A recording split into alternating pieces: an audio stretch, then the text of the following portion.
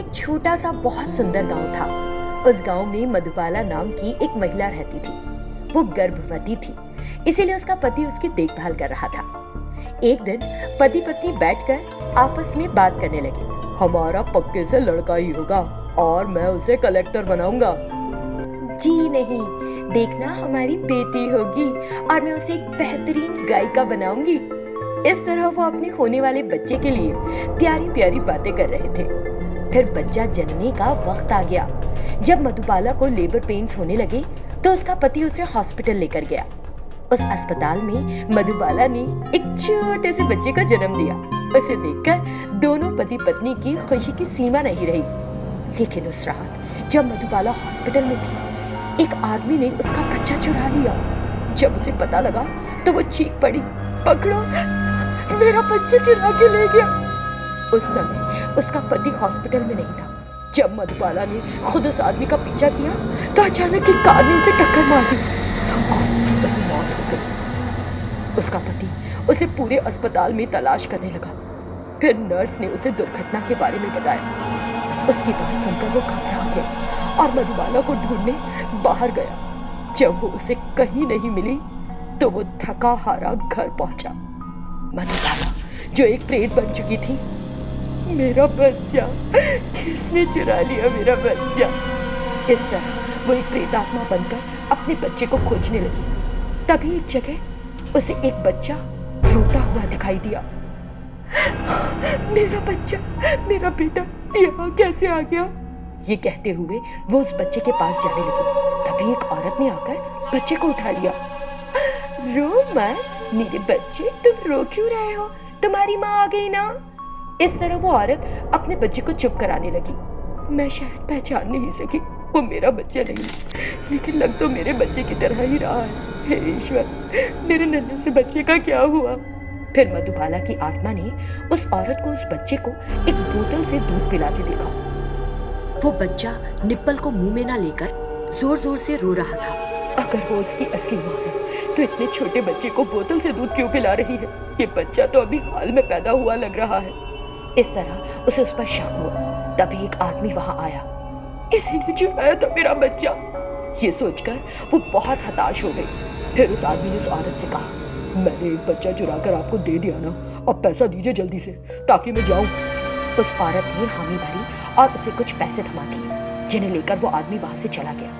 क्योंकि वो बच्चा रोना बंद ही नहीं कर रहा था, मधुबाला की आत्मा ने बच्चे के पास जाकर उसे अपना दूध पिलाना शुरू कर दिया।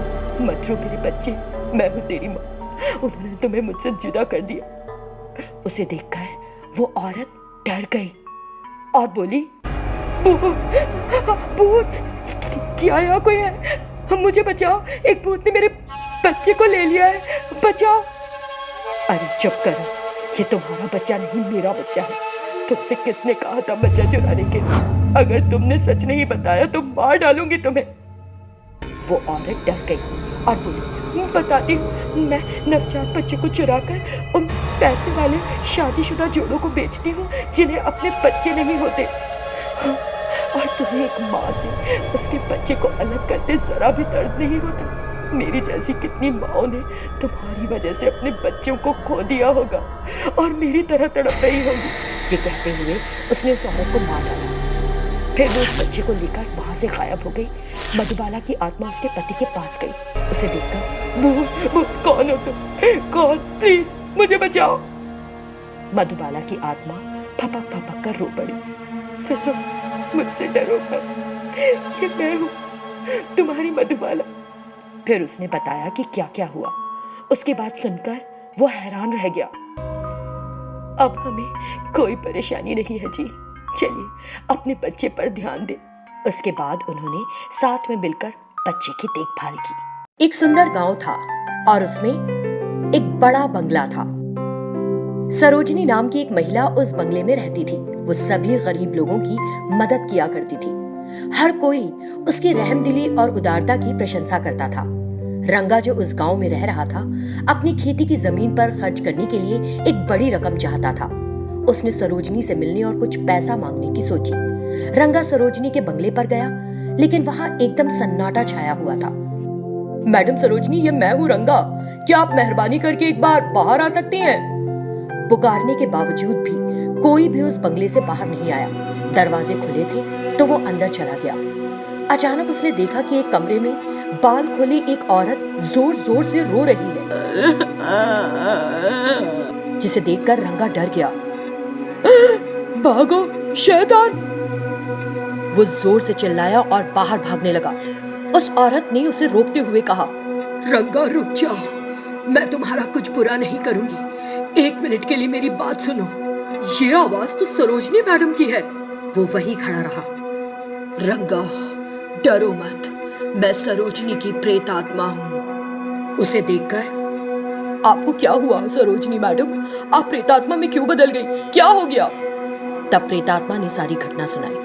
बताती हूँ। एक दिन जब मैं घर में सो रही थी, हमारे ही गांव के 2 आदमी डकैती करने अंदर घुस आए। उन्होंने मेरे सारे पैसे ले लिए और भाग रहे थे। शोर से मैं जाग गई। मुझे पता है कि तुम दोनों कौन हो। अगर तुम्हें पैसे की जरूरत थी तो मांग लिए होते। भीख जितना ना, सारा तो नहीं दे देती। मैंने दोनों से काफी देर बात की और उन्हें समझाने की कोशिश की, लेकिन उन्होंने मेरी बात नहीं मानी और मेरे सिर पर बहुत जोर से मारा।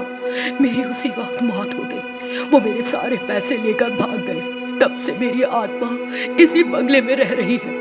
मैं अपनी शक्तियों का इस्तेमाल करके हर उस व्यक्ति की मदद कर रही हूँ जो भी किसी जरूरत से मेरे पास आता है, लेकिन किसी को ये नहीं पता कि मैं अब जिंदा नहीं हूँ। अगर उन्हें ये बात पता चल गई तो वे घबरा जाएंगे। हो सकता है कि कुछ लोग मुझे किसी जादूगर की मदद से कैद करके इस गांव से बाहर निकाल दें। मैं इस घर को छोड़कर कहीं नहीं जाना चाहती, इसलिए ये राज किसी को नहीं बताना। रंगा हैरान रह गया। ठीक है मैडम, लेकिन आप मुझे उन लोगों के नाम बताइए। उन लोगों को सजा मिलनी ही चाहिए। नहीं रंगा, इसका कोई फायदा नहीं। मैं उनके नाम बताकर उनके परिवारों का बुरा नहीं करना चाहती। उन्होंने जो किया वो गलत था, लेकिन उन्हें सजा मिलने से भी मुझे अपनी जिंदगी तो वापस नहीं मिल सकेगी। और सच्चाई ये भी है कि उन्होंने मुझे सिर पर मारा और भाग गए। वो नहीं जानते कि मैं जीवित हूँ भी या नहीं। वे अब हमारे गांव में रहते भी नहीं, इसीलिए कोई फर्क नहीं पड़ता। आप सच में बहुत रहमदिल हैं। आप अपने कातिल के परिवार के बारे में फिक्र कर रही हैं। मैं आपकी उदारता देखकर बहुत प्रभावित हूँ। रंगा, तुम यहाँ किस लिए आए थे रंगा? कुछ चाहिए था? मैडम, मुझे अपनी जमीन पर खेती करने के लिए कुछ पैसे चाहिए थे, इसलिए मैं आपसे मदद मांगने आया था। मेहरबानी करके मेरी मदद कीजिए। जैसे ही मेरी फसल कटेगी मैं आपको ब्याज के साथ पैसा लौटा दूंगा। तुम्हें पैसा वापस करने की जरूरत नहीं रंगा। मैं अब इंसान नहीं, सिर्फ एक प्रेतात्मा हूँ। उसी पल उसने कुछ पैसे बनाए। रंगा ने उन पैसों को लिया और उसे धन्यवाद दिया। बहुत बहुत धन्यवाद मैडम। ठीक है रंगा, इस बारे में कुछ ना बताना किसी को, और बार बार मैडम ना कहो, अच्छा नहीं सुनाई देता। तुम मुझे सरोजनी कह सकते हो। ठीक है मैडम, मतलब सरोजनी जी, मैं नहीं बताऊंगा। और वो वहां से चला गया। इस तरह वो प्रेतात्मा कई तरह से उस गांव के लोगों की मदद करती रही। उस प्रेतात्मा ने कुछ बातें बड़ी अच्छी कही। मदद वही है जिसे करके हम भूल जाएं और सामने वाले को जताएं ना। अगर किसी ने हमारा बुरा किया है तो उसका बदला उसका सर्वनाश करने से नहीं मिलेगा। सरोजनी की प्रेतात्मा ने आखिर तक उन लोगों के नाम नहीं बताए जिन्होंने पैसे के लालच में उसकी जान ले ली थी।